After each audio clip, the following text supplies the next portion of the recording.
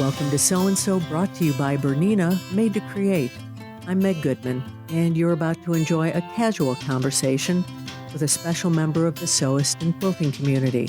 A conversation about how they got started, what inspires them, what excites them, and their connection to this community. Our guest today is Leah Kate Nicoll, founder of and designer at Leahtards, a place for dancers to find body-inclusive dancewear. Leah Kate grew up in the dance industry and wanted to design dancewear that made dancers feel beautiful since she was 9 years old. At 4 years old, coming from a musical family, she began to dance and quickly found that she wasn't at all coordinated. So she took up Taekwondo, and a few short years later, she was dancing again, and this time with much success. While attending the University of Alabama, from which she would graduate with a degree in musical theater and dance, she got a lot of experience with leotards, both as a dancer and as part of the costume department. What she found was that many were too big, and one of the first rules of dance costumes is that they shouldn't be a burden to a dancer's body. With this idea in mind, Leah Kate set out to create dancewear that makes dancers feel functional and fashionable. She quickly found success because in her first 8 months, she was featured at 2 sold-out shows at New York Fashion Week. Hi, Leah Kate, and welcome to So-and-So. Hello, Meg. I'm so excited to be here. Thank you so much for having me. We've got some fun things to talk about today, and I want to jump right in. I love the story that you began to dance at a young age, and it didn't go well. So I'm curious, why did you choose Taekwondo, in which, by the way, you are a third-degree black belt, to try next? Tell us about this progression from, let's call it, from disappointment to dancing again. Oh, sure. That's actually a really, really great question, and one of my favorite parts of my growth as a dancer, actually. So yeah, I did try it at a young age. I was in a creative movement class, and like you said, coming from a musical family, it came as a shock when I didn't really have any rhythm. I couldn't. Yeah. Oh, no. Right. I didn't have any rhythm. I didn't have any coordination. It was more like I could sing very well at a young age, but the second that I had to translate what I was hearing and the rhythm that I was hearing into making my body move at the same time, it just didn't work for me. Mm-hmm. And so that came as quite a shock to my parents. And they were like, you know what? Let's move on for a sec. Let's try something different. And there was a Taekwondo school right next to where we were moving at the time. And I spent 8 years there, actually. So I started just before I turned 5. And then I was there until I was 13. So actually almost 9 years. And as I was doing Taekwondo, I really started to understand my body and the way that it moved. Mm-hmm. I was actually pretty lucky. I stopped growing by the time I was 12, 13. I have been 5'4" since I was about 13 years old. Uh-huh. So I got to really understand my body. And then at about the age of 9, I really, really wanted to do hip hop and musical theater. Those were the 2 styles I wanted to try. And my parents were like, okay. It was kind of a grin and bear it kind of answer. They were like, should we tell her? They didn't tell me until much later, after I had had a lot of success with dancing, about the whole non-coordination thing as a kid. And so I started back when I was 9. I took 3 classes. I took a hip hop class, a musical theater class, and then as part of the requirements for musical theater, I had to take a ballet class. So I did it begrudgingly at the time. Yeah, you wanted hip hop, right? I did. I really wanted hip hop, and I really wanted musical theater. I wanted that singing, dancing, acting all at the same time. That is what I wanted. And they were like, well, you have to take ballet. And I was like, fine. Mm-hmm. So yeah, that was the transition from Taekwondo to dancing. Yeah. Now, do you still train in Taekwondo? I don't, though I do hope to go back to a martial art. I probably won't go back to Taekwondo specifically, because at that young age, being a third degree black belt, I literally capped out at the rank I could promote to. Because obviously the next rank would have been fourth, but I wasn't allowed to get it until I was 18. Oh, interesting. So, right. Okay. And previously the age requirement for a third degree was 16. And right before I went to get my third degree, they changed it. So I was actually able to promote at the time. But waiting 5.5, 6 years for a rank that should only take you 3, sure. I was like, you know what? I'm really enjoying dance. It's time to close that chapter for now. Sure. But I do foresee myself going back to a martial art of some sort. Maybe a specific style of Kung Fu. I don't know if you're familiar with any Kung Fu, but all the different Kung Fu styles based on the animals. I don't know if you've ever seen Kung Fu Panda. Oh, sure. But they are based on those animals. They are actually based on those animals, and the movement styles are supposed to actually correspond with people's body types. And what's going to help them fight best. So, I have limited knowledge in that, but from what I have researched and with my athletic body type, I might try like Tiger Kung Fu next. Well, we'll keep our eyes open for that. So we're going to follow you. So let's fast forward. You did Taekwondo, you went back to dancing, and you realized that it worked for you at this point. Let's fast forward to your senior solo. Tell us this story. All right. So over my dance journey, I went to, a couple different studios, and I found a home by freshman year of high school. And I was given a lot of choreographic opportunities as I was growing up in that dance company. Every year that I was in that company, I had a piece that was selected to compete, and I won, young choreographers awards and all that kind of stuff. And it was a really awesome creative time for me. And so when it came to my senior solo, I actually took on 2 student choreography pieces. And then I also requested that I choreograph my own competition solo, which isn't done very often. Usually the faculty will take care of choreographing solos. But, my artistic director was like, yeah, you're definitely ready to do that at a high level for yourself. So go for it. Absolutely. And in partnership with that, we decided, well, we're not spending any money on your choreography since you're doing it yourself. So let's take that money and let's put a bunch of that toward your costume. And so it became this whole, I cut the music, I selected the music, I choreographed the whole thing. I designed my makeup and my hair for it. And then I also designed my costume. So this whole piece was mine. And it was the first time, I think it was the first time that I really felt like something was really an extension of myself, because not only was I creating it, I was also performing it. Often I didn't perform in my pieces because it was really difficult to choreograph and then also dance in it and then make sure that it's clean. It's really difficult. So the senior solo thing was it was so cool. My competition solo specifically, I actually did 2 senior solos that year, one as my graduating solo, but this competition solo was just, I'm actually struggling for the words for it because I'm remembering it now and I'm re-experiencing that feeling of being on stage, knowing that everything on the stage is mine.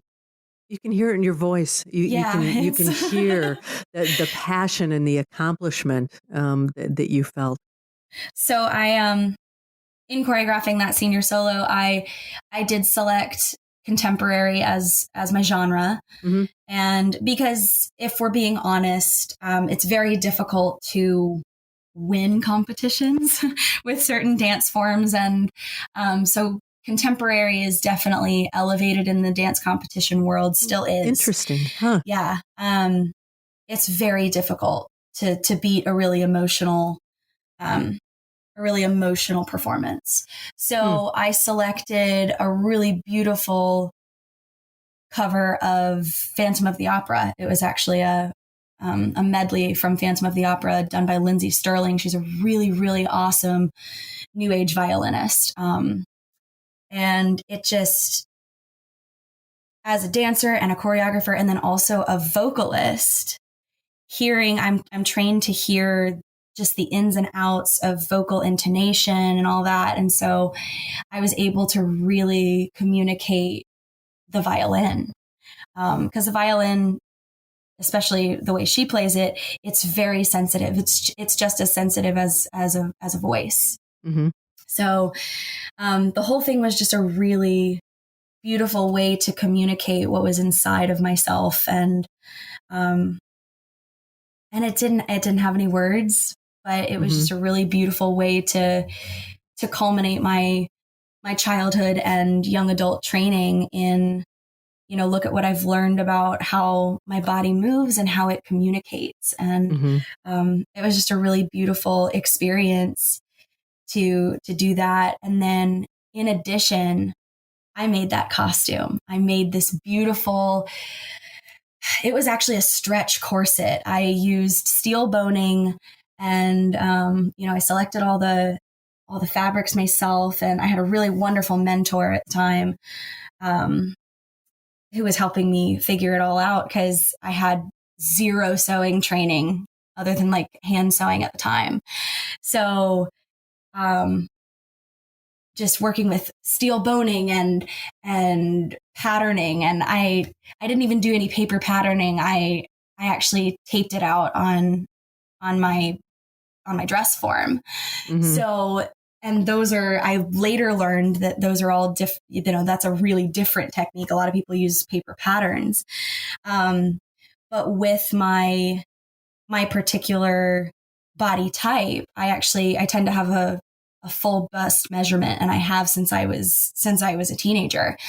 And so I really I couldn't work from flat patterns. I had to actually tape it out on my form. And so it was really just this senior solo was actually a really full, I had to do all parts of the production, Sure. of it. So that's my senior solo. That's that whole story.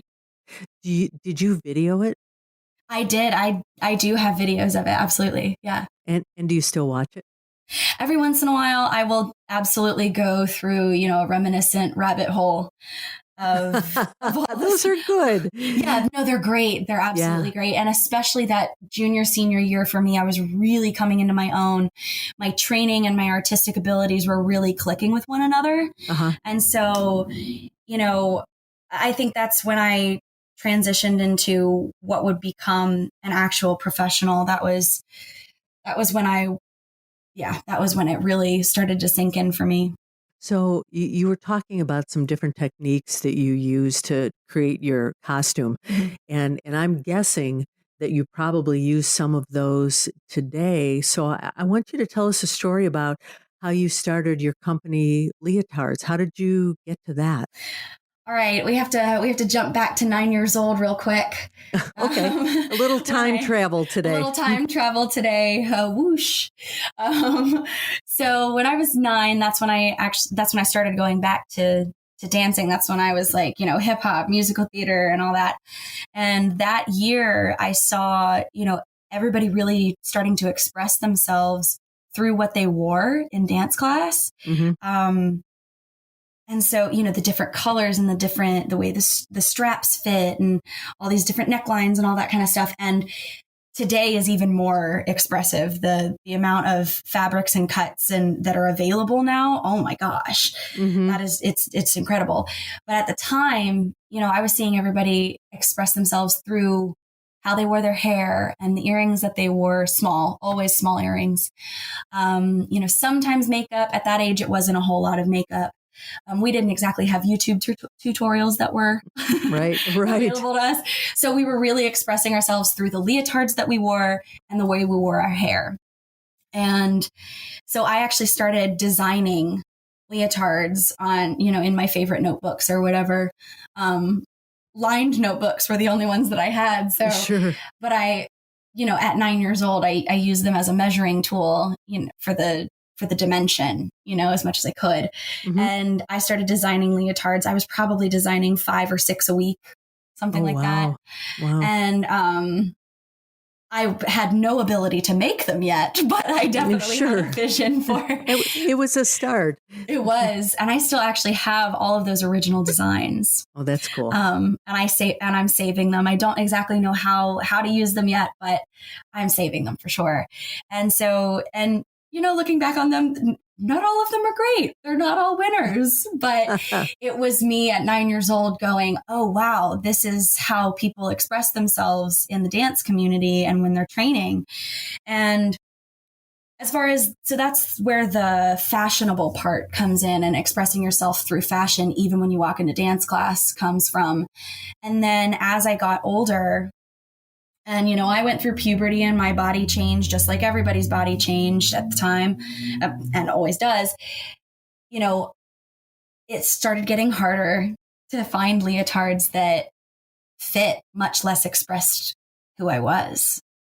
And I remember going into the dance store and being so excited to see all the new leotards that showed up, that month or that season. And I would take, over a dozen, maybe 2 dozen into the dressing room.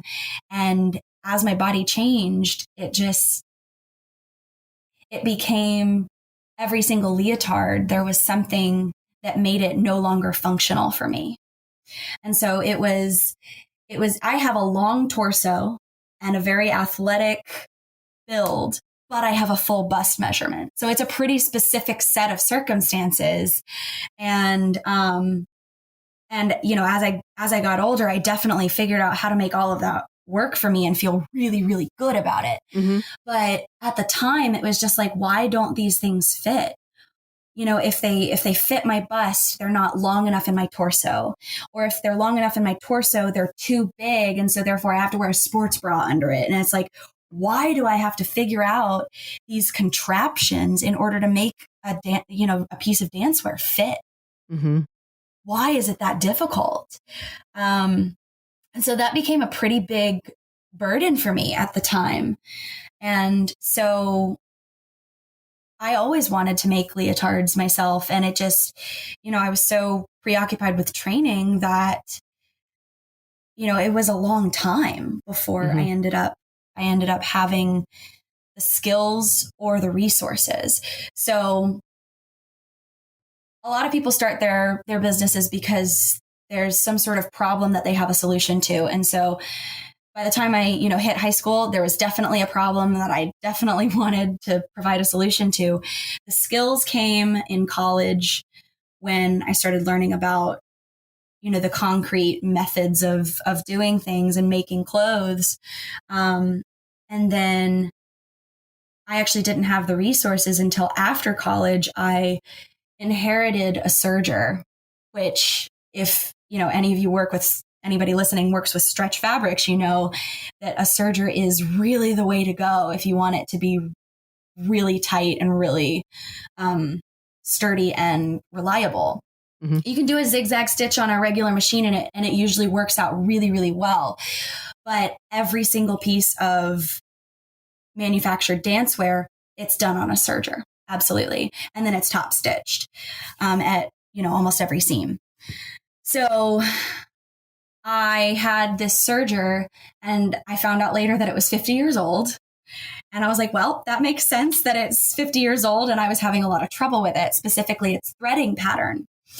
And I took it to Atlanta Sewing Center probably 3 or 4 times after hours and hours and hours of it not working for me. The threading pattern just didn't work. And so I was able to make one prototype on it, just one. And then I was like, okay, now that I've done it once, it wasn't a perfect one, but actually a lot of my promotional material is in that first prototype. And so that was just it was a really cool process, even though there was a lot of frustration.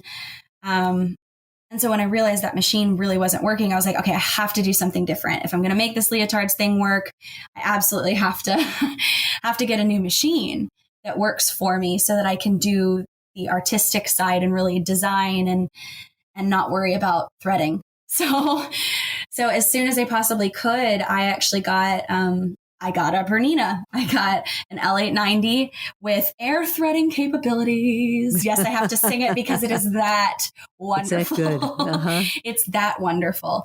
I think I probably filmed the air threading capabilities a dozen times. Oh, that's since I bought it, because I was like, it's my favorite part. And you just, press the pedal and it just goes all the way through and it's perfect. And so that was when I was like, okay, now I have the resource. I can actually do this. And so that's how the company actually started. It started with the problem. My solution to the problem was just having better patterns, to be honest, better patterns for somebody that had a big bust measurement. And, even my first prototype, the way that I cut it, I took apart leotards that I owned and I analyzed the way that it was cut and the angles. And I really dove into being a student of patterning leotards. And my first prototype, I didn't have to wear a bra with it. Mm-hmm. Which was amazing. Sure. Well, and hence back to your comment that dance costumes shouldn't be a burden to a dancer's body. Correct. So it kind of unbound you a little bit and let you. Did. Yeah. It did. Interesting. Yeah. So as far as that comment goes, it was a burden to me, and it was a burden to many other people. We just weren't really talking about it. Sure. We weren't talking about it because we were trying to focus on our training. But those kinds of things, you can't focus on your training if you're worried about, oh, my leotard needs to be pulled up and I need to, for lack of a better phrasing, like I got to pick it out of my butt, or I got to fix my bust in it, or whatever. I got to pull it up because there's too much cleavage or whatever. Dancers don't need to be worried about that while they're training. It's just not fair. Was that kind of seen as is the price you pay for wanting to dance? Everybody just kind of sucked it up and dealt with their costumes? Yes and no. I definitely noticed that dancers with, I'm gonna use the phrase alternative body types, mm-hmm.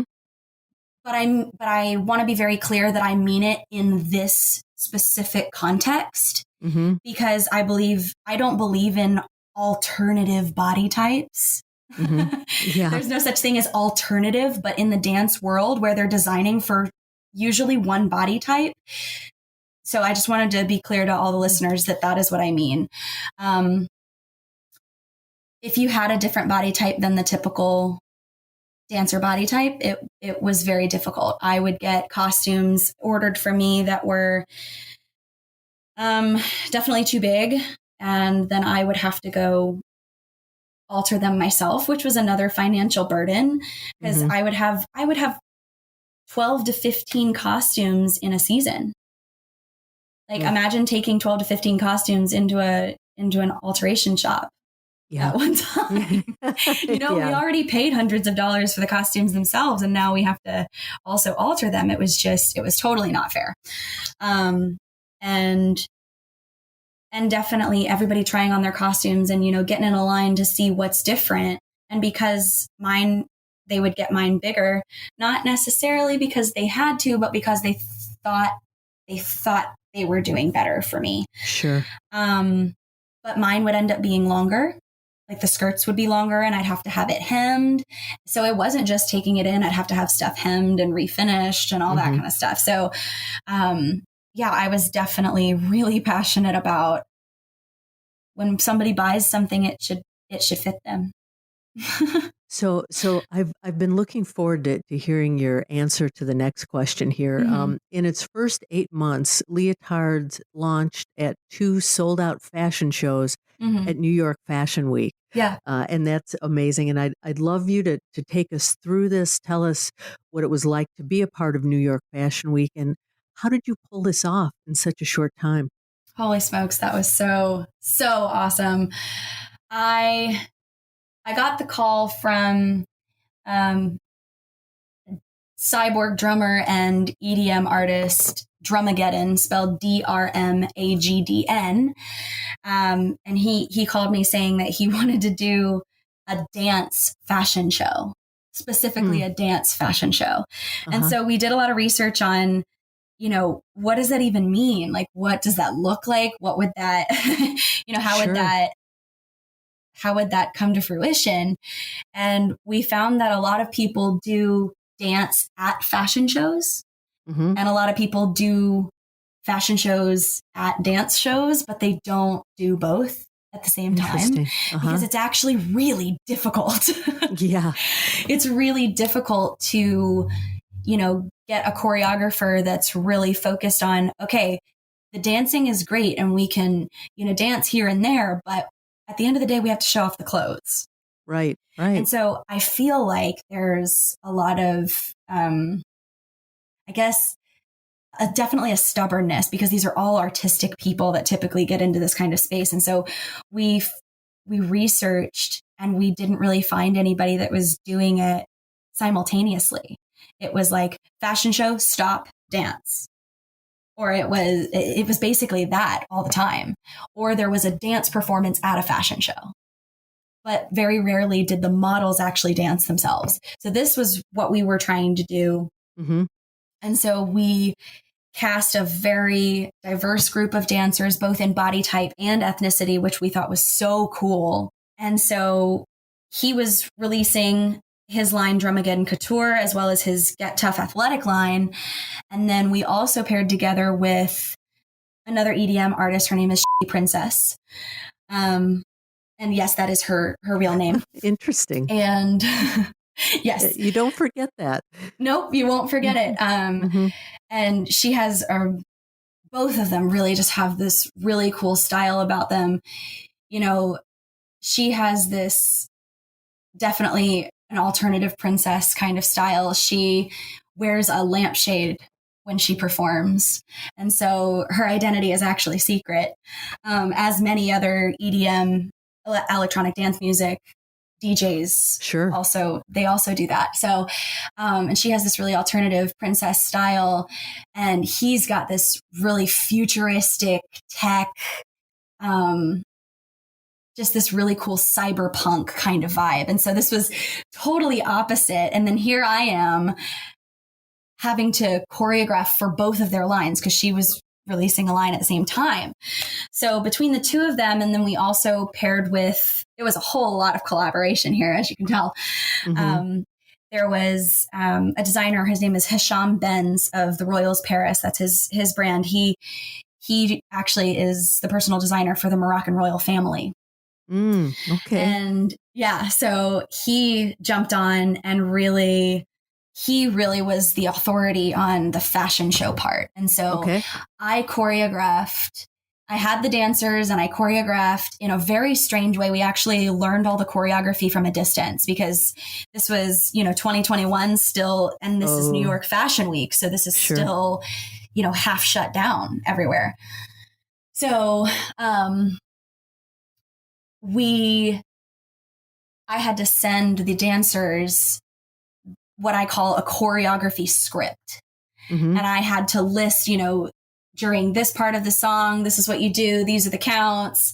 And it was in as simple of a form as possible so that you could follow it. And I've never had to transcribe choreography like that ever.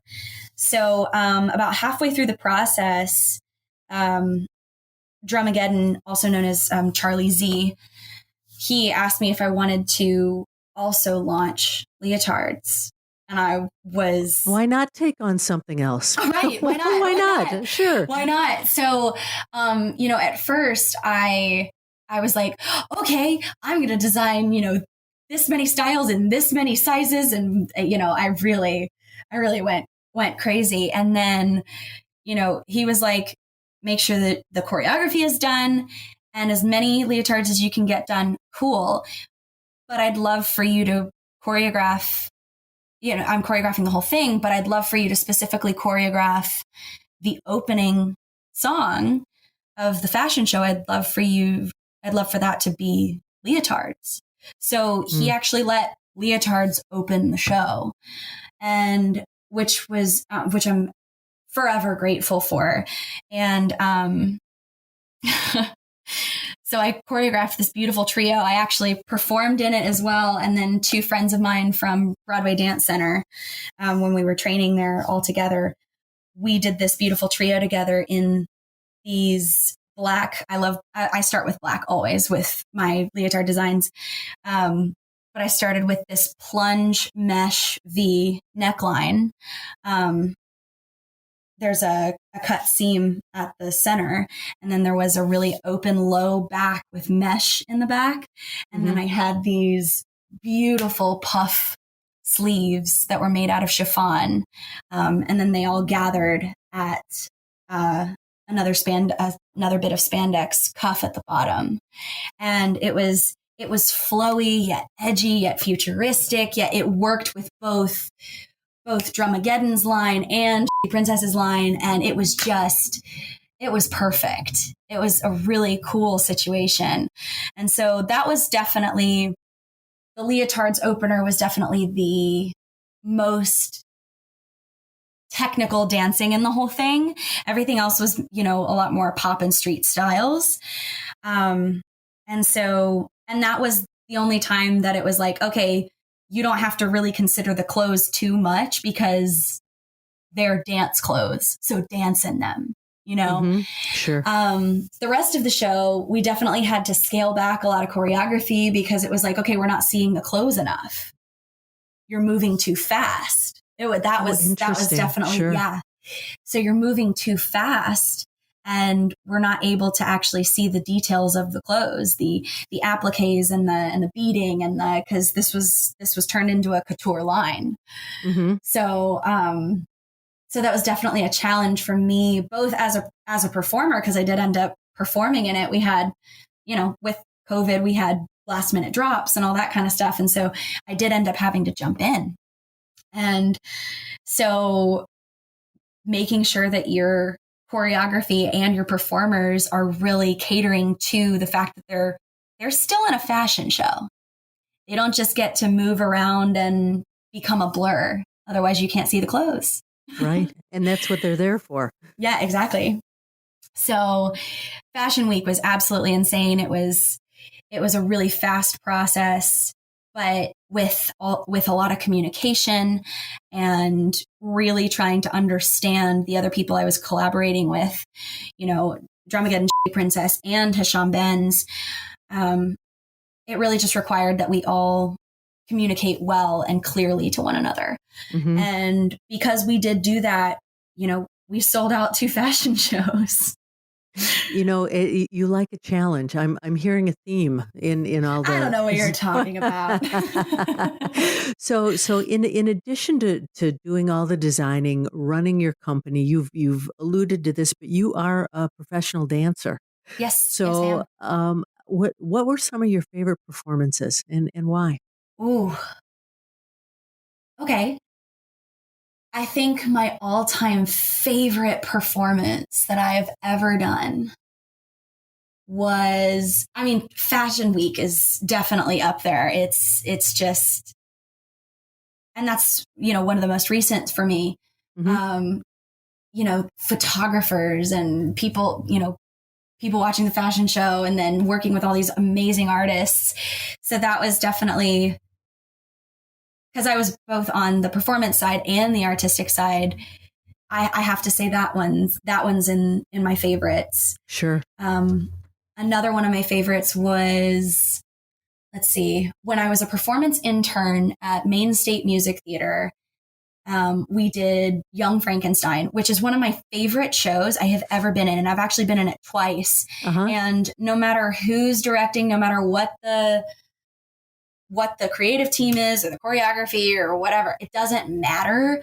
I love that show and it is so fun. The source material, Mel Brooks's material, is just so funny, so cheeky and irreverent. It is. And it's classic. I could do that show for years. Absolutely. And you could make me do 16 shows a week and I would still love that show. But while I was doing that show, we had a really wonderful rendition of Putting on the Ritz. Mm-hmm. And if anybody listening is familiar with the show, but that's a classic, that's almost a standard song, Putting on the Ritz. So many people have covered that song. But in this show specifically, we were wearing tuxes. We were all wearing tuxes and top hats, and all the women were also we were in blonde wigs for half the show, like really short, bombshell kind of wigs.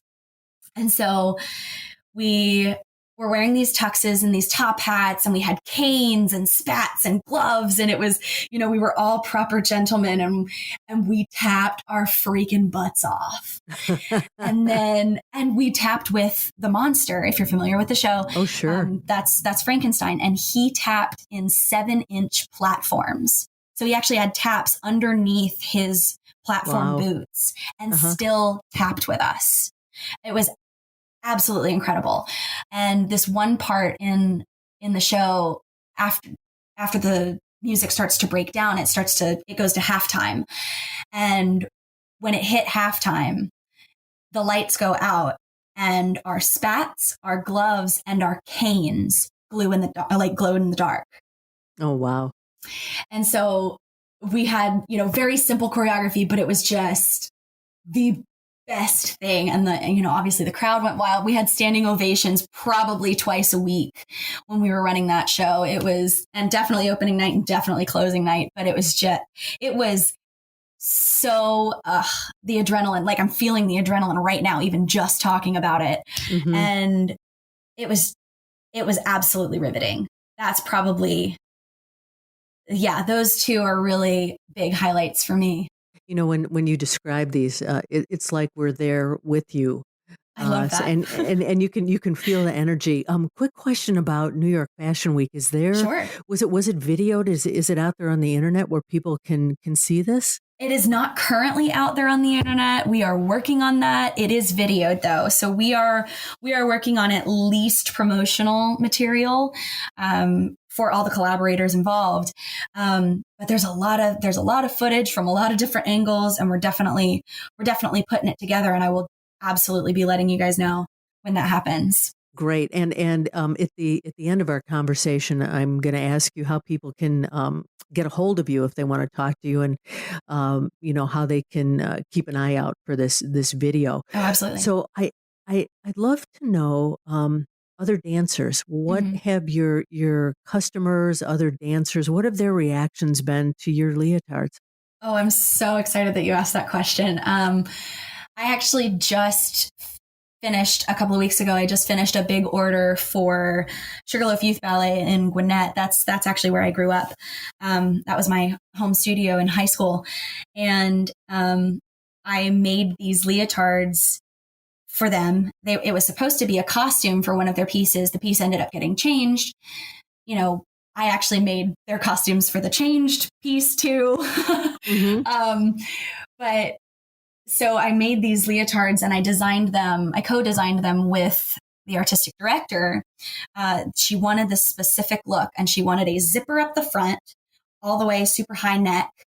And then she wanted a cutout in the center with a different fabric. And so I went to New York, and I got all these sample fabrics for her, and we ended up on this really beautiful matte. It's like a snakeskin spandex that went in between, and it's all black. And I just finished these leotards, and these dancers were so excited. And I had been telling them, they've obviously been really following the process, because I've been back and forth between New York and Georgia, but a lot of time in Georgia. And so they've seen a lot of this process for me, and I've been wearing my leotards in the studio and all that kind of stuff. And so they've all been waiting until they get theirs. And so I've had students, come to me and order some. Some have gotten theirs through being in one of my pieces. Some of them have, been in pieces where, their choreographers asked me to design for them. And they didn't believe me until obviously they got one. But my big thing is, you will not have to wear a bra with this leotard ever. And so it was really funny. This was actually just last weekend or the weekend before. I asked some of my dancers, if I were to do a promotional video, would you want to say some things about your leotard? Do you have anything you'd like to say? And I had one of them say, I'm just going to stand in front of the camera and I'm just going to jump and I'm going to point to myself. And I'm going to say, look, no bounce. It's perfect. And I was like, it was music. It was music to my ears because sure, they told me, Miss Leah, we were just talking about the quality and how, the elastics they stay in place. And, we love that they stretch, but not too much. And we really feel like we're supported and it doesn't matter what kind of movement we do. We know it's going to be there for us. We don't have to worry about it. And I'm actually getting a little emotional talking about that because that's the purpose. I think saying that their leotard was going to be there for them is the epitome of what a compliment. Yeah, absolutely. Now you've expanded now into club wear, gymnastics, and dance costumes. What's been your inspiration for these designs? So a lot of what I do right now, I am designing, as availability allows. But a lot of times you have a choreographer that has a specific design in mind. And so there's a lot of collaboration that I'm doing right now to get those designs out. In January, I designed, I love these costumes so much, for a piece for Gwinnett Ballet Theater called Grand Rising. The choreographer was Jennifer Mason. And they called me asking if I would design the costumes for the professional company. And I was like, absolutely. Yes, 100%. And they were telling me that there's a lot of shipping and production line issues with dance costumes. We're having trouble getting them here. And so a lot of people are needing people in the States that can provide costumes for them. And so this was one of those situations, and we were on a shorter timeline, but she was like, I want this deep V mesh insert. And she described this to me. I was like, you mean like my design? And she was like, yes, yes, that. So we picked these beautiful colors, and it had a half skirt only on the back. So it was like this beautiful skirt cape kind of thing on the lower half. It was gorgeous, in rust and burgundy. It was such a rich thing. And she really wanted it to look like the sun rising. And it absolutely did. My favorite detail on this costume, I really do love details. So a lot of my design in some of these collaborative things is to push a really fun design element. Maybe there's different colored piping, or maybe a textured piping, or the this one in particular, this Grand Rising rust and burgundy costume, was super low backed and beautiful. And I asked her, okay, on this skirt, can I put metallic thread on the rolled hem? And she's like, I don't know what that means, but try it. And so I put this beautiful copper color rolled hem on both of them, even on the burgundy. And she was absolutely in love.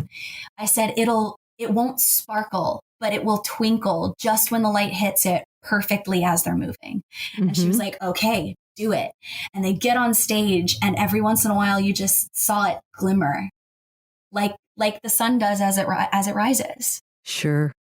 That's beautiful. Oh, it was so cool. And so the reactions to the whole thing, and I really love working with choreographers that have a vision, whether it's myself or somebody else, and really collaborative people. So what I'm designing now is usually very collaborative, because what I've designed so far, people like. And so a lot of people come to me and they go, I like that design, but can we do this, this, this, and this? Absolutely. Of course. A different color, a slightly different. I had one dancer that really loved that plunge V neckline. That's mostly what I'm making right now is my plunge mesh insert in the front, low back situation. But she wanted a red waistband. That's what she wanted. And I was like, that's easy. Absolutely. Sure. That kind of stuff. There's a design that I'm working on right now that I'm particularly excited about. I am working on some custom costumes for Interlaced Productions. They are working on the fireworks show and the multimedia show for the State Fair of Texas. Mm-hmm. Well, that's big. Yes, it's the State Fair of Texas. Right. And so I'm making these really futuristic contemporary tutus. If you're unfamiliar with what a contemporary tutu is, it's where it's just a flat piece of sometimes spandex, sometimes, something else, usually something stretchy. But it's completely flat. There's actually no texture to it really. Whereas, classical tutus are made from tulle. A contemporary tutu kind of looks like a saucer. Sure. So I'm making some saucer tutus for their futuristic evening show that will be running from the end of September to the end of October. It sounds like a fun project. So I have to ask you. Oh, I'm so excited. Leah Kate, what's next for you? What's your dream? I have a lot of dreams. No surprise. I consider myself a Swiss Army knife of performing arts, as can be definitely seen in my background and the kinds of projects I've taken on. Every day I kind of pick what tool I want to use, what skill I want to use, and I want to always be that. And one of my favorites is making people dancewear that really makes them feel functional and fashionable. Mm-hmm. And it makes them feel like themselves. It makes them feel like they can be themselves. And, they don't have to think about it not fitting. They don't have to think about if I want dancers that wear my dancewear to know that the second they put it on, they don't have to be anybody else and they don't have to worry about anybody else. They like it. They feel good in it. That's all that matters. And my dream is to continue to do that on as big of a level as I possibly can. Because I think that those tiny things help. It's no secret that the dance community and dancers have a lot of, they can have experiences where they go through a lot of mental trauma, and something like their dancewear working for them and them not having to worry about fixing themselves while in class. Sure. I mean, when you're training in ballet, you look at yourself in a leotard and tights all the time. If you like that leotard and you like how you feel in it and you like how you look in it, it's less mental. We'll call it mental plaque.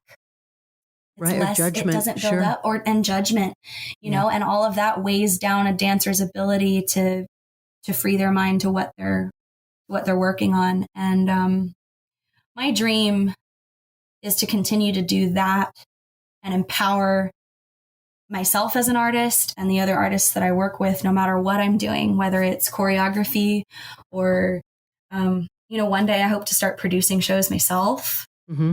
And with all my knowledge in many of these areas, it's not out of the range of possibility. It could happen very soon. It could happen any day, Mm-hmm. Sure. So I have to ask you, we've talked about a lot of things, a lot of great things. Yeah. Is there any question I didn't ask you that you wish I had? That's a good question. I think we kind of touched on it. It's a good question maybe to ask is, how is this, if you zoom out, how is this helping the big picture of the art form, leotards specifically? How is leotards helping the big picture of dance art form? And we have touched on it a couple of times, but with my experience, being a dancer and dealing with dancewear and all that, how you feel when you walk into the studio or into a rehearsal space or onto the stage, it seems like something that performers should just get over or not have feelings about what they're wearing or, whatever. But we do. We're human. Mm-hmm. I mean, non-dancers, when you put on clothes you don't feel good in, you don't feel good the rest of the day. That's true. That is true. It's so human. Mm-hmm. And I think we often forget that performers we forget sometimes, even ourselves, even we performers forget that we ourselves are human and that it does matter how you feel when you walk into the rehearsal space. It does matter how you feel when you walk on the stage. And I want to provide dancewear and costumes. And, even if people wear my leotards out I've worn them in normal outfits. I've worn them because bodysuits are very popular right now. You should feel good when you walk out the door. You should feel good. And if everybody felt better about themselves, we could feel better about contributing to the space that we enter. We could feel better about collaborating with other people because we're not as worried about ourselves and how we're feeling. And so when that is taken care of, when yourself is taken care of, many people talk about this a lot. When you yourself are taken care of, when your cup is full, you can help other people better. Put on your mask before you put on somebody else's mask, on a plane. Sure.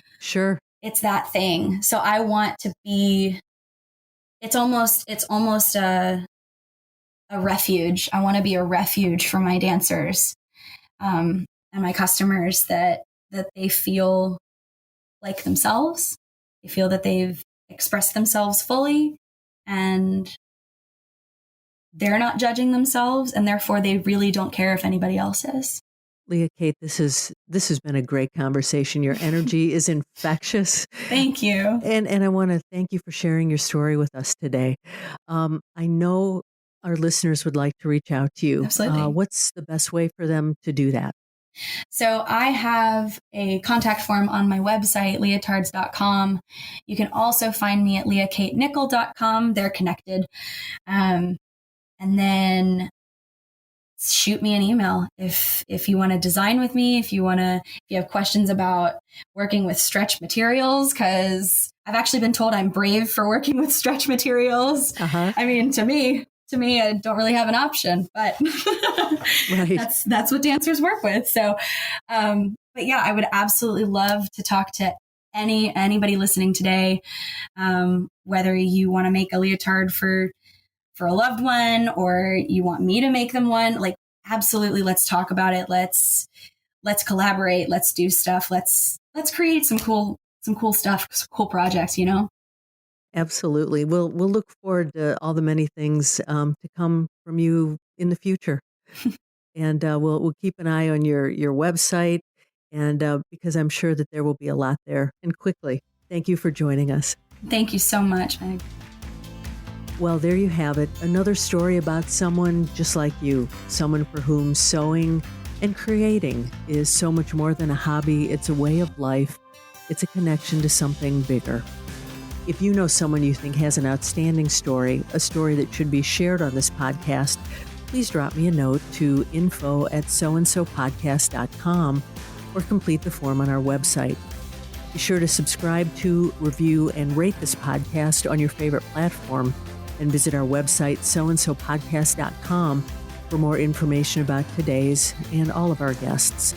That's SEWANDSO podcast.com. And finally, I want to thank BERNINA for making this program possible. I'm Meg Goodman, and I look forward to you joining us next time on So and So.